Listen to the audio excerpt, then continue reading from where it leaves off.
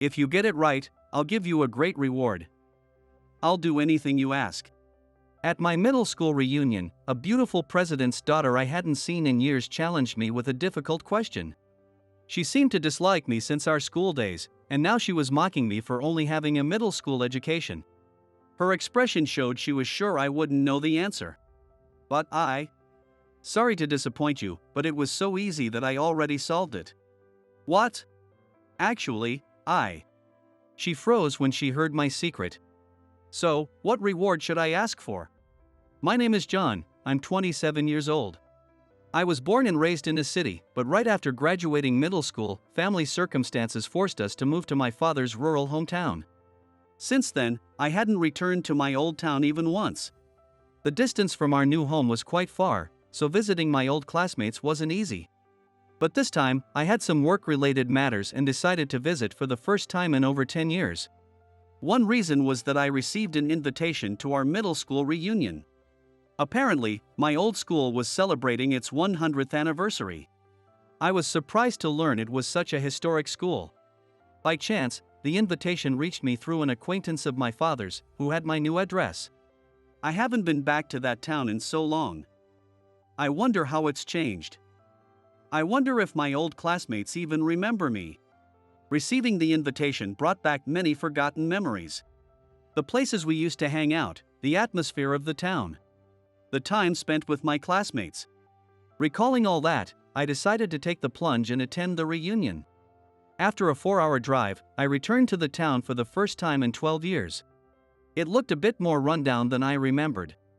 The buildings near the station had many vacant stores, and the liveliness of the past was gone. The arcade and bowling alley where I used to go with friends in middle school were all gone. Apparently, redevelopment around the next station over had caused that area to flourish instead. It's only natural that things change over more than a decade. That's just the way of the world.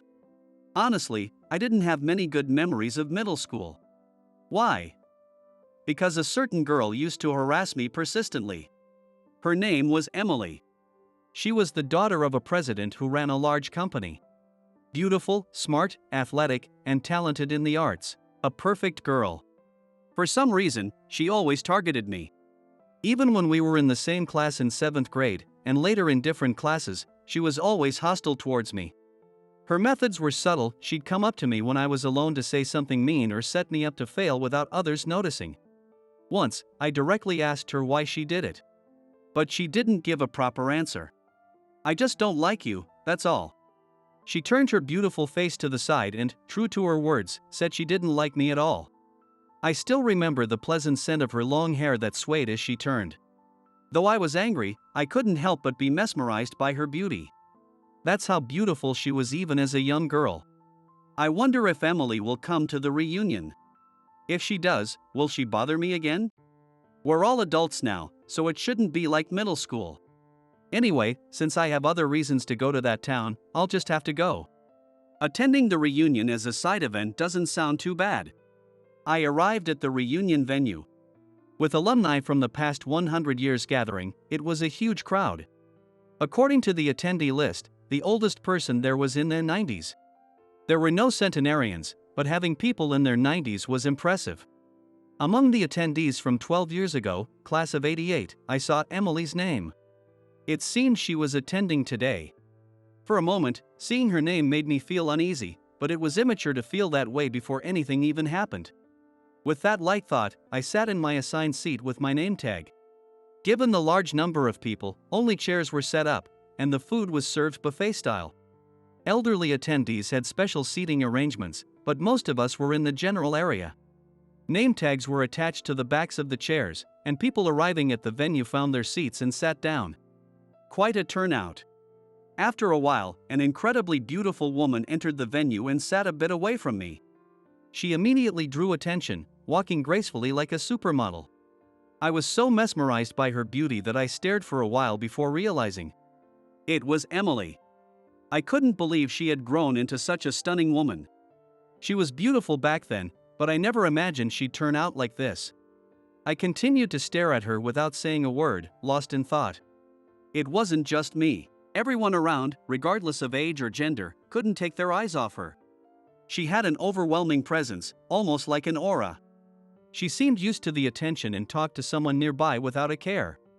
Even that scene looked like something out of a movie. After a while, she seemed to notice me. She gave a small nod to the person she was talking to and stood up, walking towards me. "Oh, John, you're here too. First time since graduation?" Her voice was clear and resonant. The voice I had always hoped to hear from her was exactly what she used.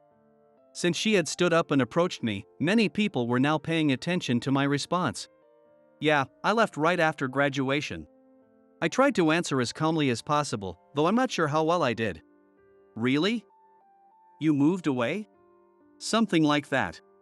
I gave a vague reply. There were several reasons my family left this town. First, my father's restaurant had to close. It was part of a shopping street a bit away from the station. With a new big building near the station, the shopping street was already declining. And it was only a matter of time before it turned into a shuttered street. So, the plan was to rebuild the shopping street into a commercial building. If we had wanted, we could have moved our restaurant into the new building, but we had another reason not to. That other reason was my illness. It wasn't life-threatening, but with the relocation plan, my family decided it was better for me to recuperate in my father's rural hometown. So, my parents, my 5 years younger brother, and I moved after I graduated. I got sick in the latter half of my third year of middle school, so fortunately, I had enough attendance to graduate. But I couldn't go on to high school. Come to think of it, you stopped coming to school. Why was that? Emily seemed to remember something I didn't want her to. She asked straightforwardly, without any hesitation.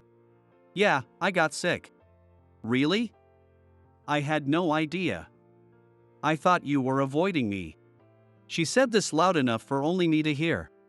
She was laughing as she spoke, so it probably looked like we were having a friendly conversation from a distance.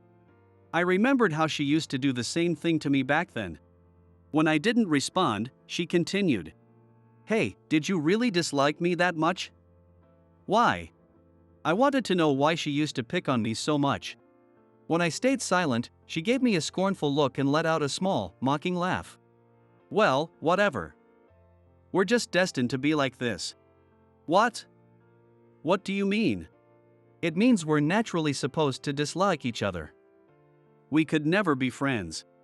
What could she possibly mean by that? As I pondered, she stood up and smiled sweetly. "See you later." I watched her return to her seat in silence. As soon as she left, people started gathering around me, asking if I was close to her and what our relationship was. According to them, Emily had been voted the most beautiful woman at Harvard. Even in middle school, she was brilliant and beautiful, as if she was born to be the protagonist of her own story. I realized she really had it all. No wonder she drew so much attention. Eventually, it was time for the Centennial reunion to begin. Principal Smith gave the opening speech, but my mind was elsewhere, preoccupied with something else. It was Emily's words. Destined? What does she mean by that? If she just disliked me, she wouldn't use such a strong word. Damn it, I can't focus on anything.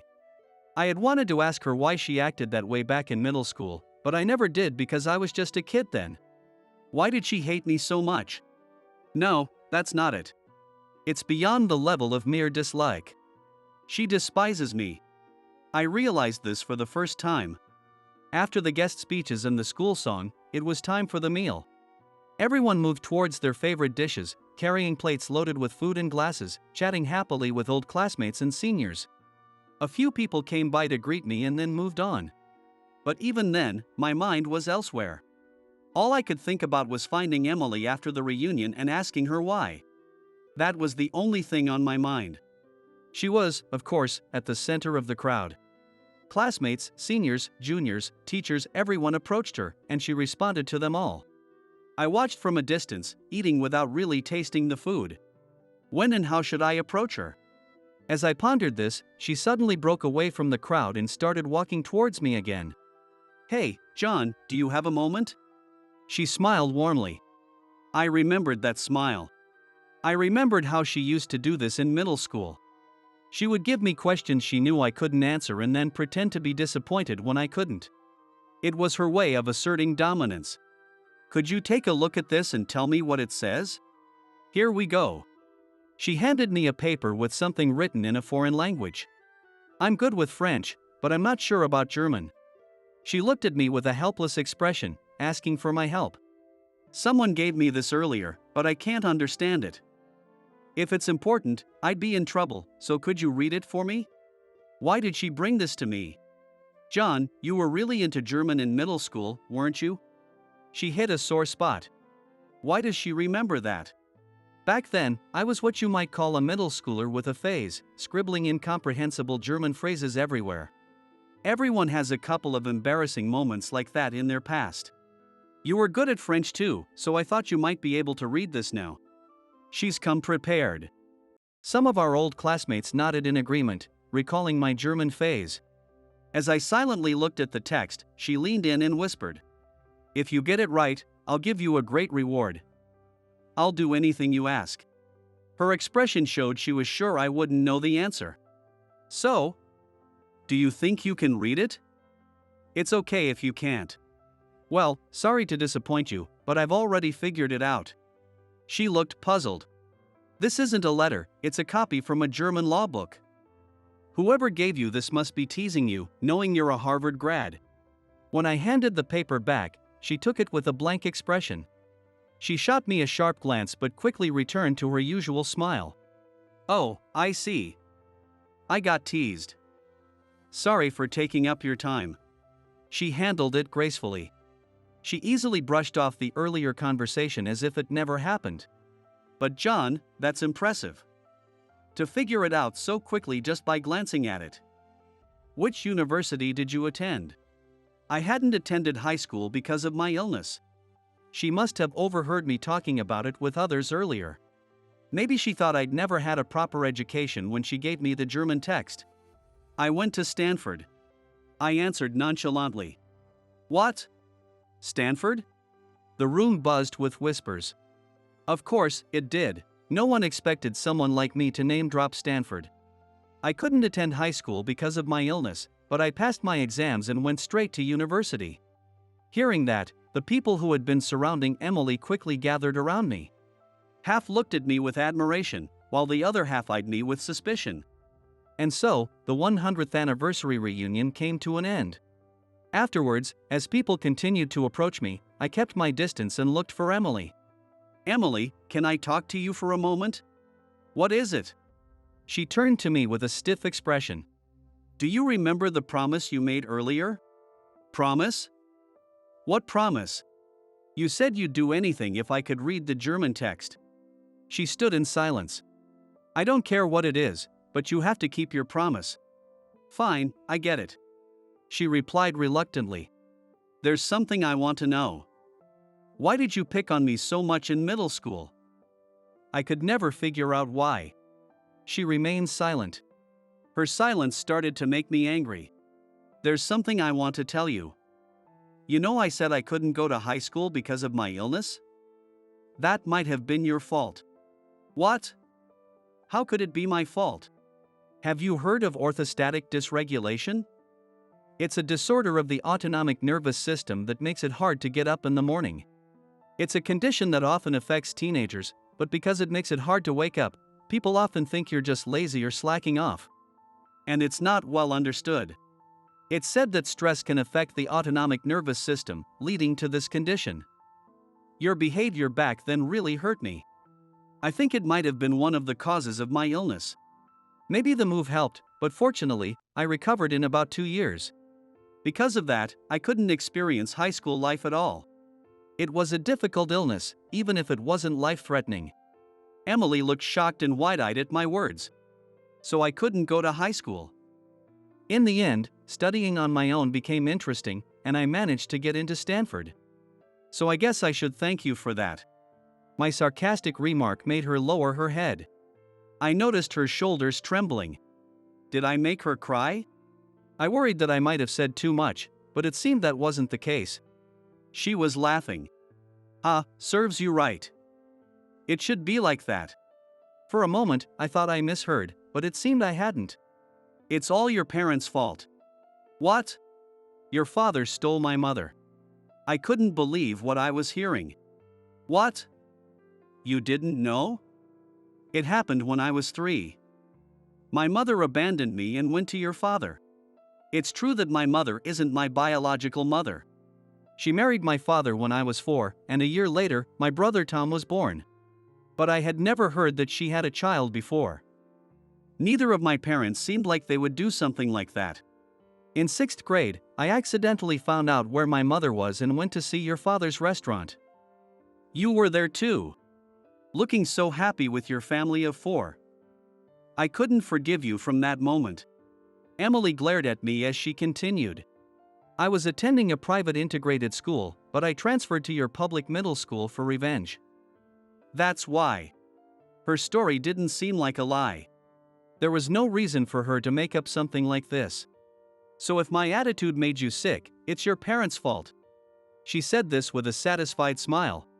I planned to go to the same high school as you, but you suddenly disappeared. To find out you were sick serves you right. I never knew a beautiful woman could look so ugly saying such things. Ask your parents about me. Ask if they know Emily. I could only watch her walk away after hearing her final words. When I got home, I immediately talked to my parents and asked if what she said was true. And it turned out that her story about her mother was true. But the rest of her story was a bit different. Honestly, I couldn't tell which version was correct. But I decided to believe my parents. After that, I reached out to Emily through mutual acquaintances. Unless she knew the truth, she would live her life holding this grudge forever. Fortunately, she agreed to meet me after I explained the situation. We arranged to meet at an old family restaurant in the building near the station. It had been there since my middle school days and was still the only hangout spot in town. The place was quite crowded when I arrived. So, what did your parents say? About that, it seems the story you know is a bit different. I thought about whether I should tell you, but I think you deserve to know the truth. She glared at me, clearly annoyed. Fine, go ahead. Tell me your story. I can't be sure if it's true or not, though. All right. I told her what I had learned from my parents. First of all, my father did not steal her mother from her father. After your mother gave birth to you, she fell ill and was told by the doctor that she might not be able to have any more children. Your father wanted a son to inherit the company, so he forced her out. Oomph, that's a lie. She was reluctant to believe my words. Which was understandable. Then why did she leave without taking me?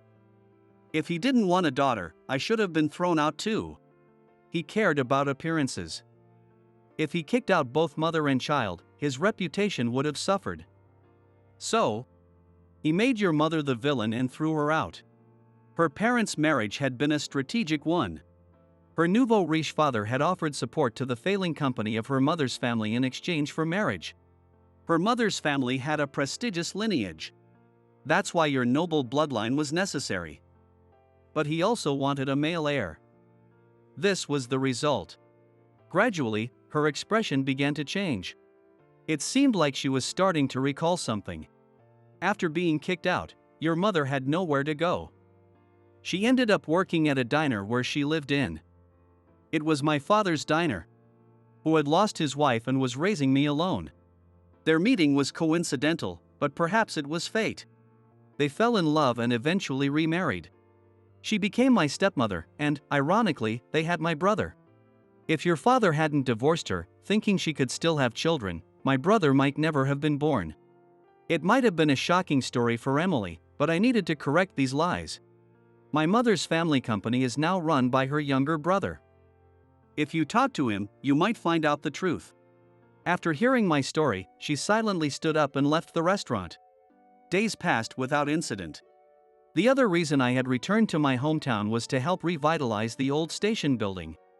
I had studied business administration at university and was now working as a management consultant. The neighboring station was bustling now, but if I could bring popular shops here, it might change the flow of people. So, I was carefully selecting businesses to fill the vacant spaces. One of those shops was to be run by my father. He used to run a business here, and my brother wanted to work with him. I had to make this project a success. I've always had a soft spot for my brother. One busy day, I was suddenly contacted by Emily. We met at the same old family restaurant. Emily, who had arrived before me, seemed smaller and more subdued than before. As soon as she saw me, she stood up and bowed deeply. "I'm sorry. Everything you said was true." According to her, she had always been treated as a nuisance by her stepmother. Her father allowed this and doted on her younger brother. From his perspective, the son he had wanted so badly to the extent of divorcing his first wife was his important heir. Given his concern for appearances, it was understandable that Emily and her brother were treated differently. "I always thought my mother abandoned me because she didn't want me. I blamed her for my father's neglect, and I took it out on you." Tears welled up in her eyes. "I worked hard to become someone who wasn't unwanted. I studied hard and went to Harvard. But I never stopped feeling like the child my mother abandoned." Listening to my story, she found some things that made sense to her. "My father used to say things like, 'I supported your mother's family. Because of their status, I'm taking care of you.' He'd say, 'I'll give you money, but that's it.'" She had no connection with her mother's side because of this strained relationship. After hearing my story, she decided to talk to her uncle, who now ran the family business. My uncle admitted it. He knew where my mother was but was threatened by my father to stay silent or lose financial support. He apologized for keeping it from me. She bit her lip in frustration. "My dad always said, 'Thanks to you being so capable, our company's reputation improves. Next, find yourself a better off guy.' He's been saying that forever." Her dad seems to see her as nothing more than a tool for his business. Actually, he might judge everything and everyone based on their usefulness to him. That's why I rejected every marriage proposal. Luckily, most people backed off when they found out I was a Harvard grad. It seems high-educated women aren't to their taste. She spoke with a hint of sarcasm. "I'm currently running one of my father's companies, but it's just a figurehead position. I've decided to leave after learning the truth. I can't live with my father, his new wife, or their son anymore." With that, she bowed her head to me again. "I'm sorry for making you sick. I know saying sorry doesn't make up for it, and I don't expect you to forgive me. But I just wanted to say it." As she finished speaking, she stood up to leave. "Wait!" I called out, stopping her. "Where are you going?" "I don't know, I'll find a job somewhere." "Then, would you help me with my work?" She turned, surprised. "Your work?" "Yes. I'm working on revitalizing this town. If you feel guilty about what you did to me, help me with this project. We really need more hands." "But I can't forgive what you did, but that's in the past. Let's work together for the future." She broke down in tears. To outsiders, it looked like I had made a beautiful woman cry in a family restaurant. Everyone was giving me cold stares. "This is awkward, please stand up." Eventually, Emily accepted my offer and started working at my company. She also reunited with her mother. Although she hadn't known the truth, she apologized for resenting her mother for so long. And her mother also apologized for leaving her daughter behind. At last, mother and daughter were able to reconcile. Emily also met her half-brother and was happy to connect with him. She didn't have a good relationship with her other brother, but my brother is a lovable character. He quickly bonded with her, and soon we were smiling together like a family of 5. Years later, the station building redevelopment was a success, and the town began to regain its former liveliness. The neighboring station didn't decline, and both areas thrived, competing to boost the town. However, Emily's father's company was struggling. His overbearing management style and interference from his wife and son had caused good employees to leave. Though the company was still hanging on, he had heard about my success and sought my advice. "Are you really going to help his company?" "I'm not sure. The employees don't deserve to suffer, and it wouldn't be good for the town if the company failed." That was my honest feeling. "But there needs to be a change. I'll bring in people from your mother's family's company and have your father step down. I won't let things get worse." Emily looked relieved. Despite everything, she still cared about her family. Over the years, Emily and I had grown closer. Perhaps we might become a real family one day. I had a feeling that might happen. A single sad event had twisted our relationship, but as long as we're alive, there's always a chance to start over. There's no wasted experience in life. What? Oh, nothing. For now, we can only move forward, believing in a brighter tomorrow. I'm sure a bright future awaits us.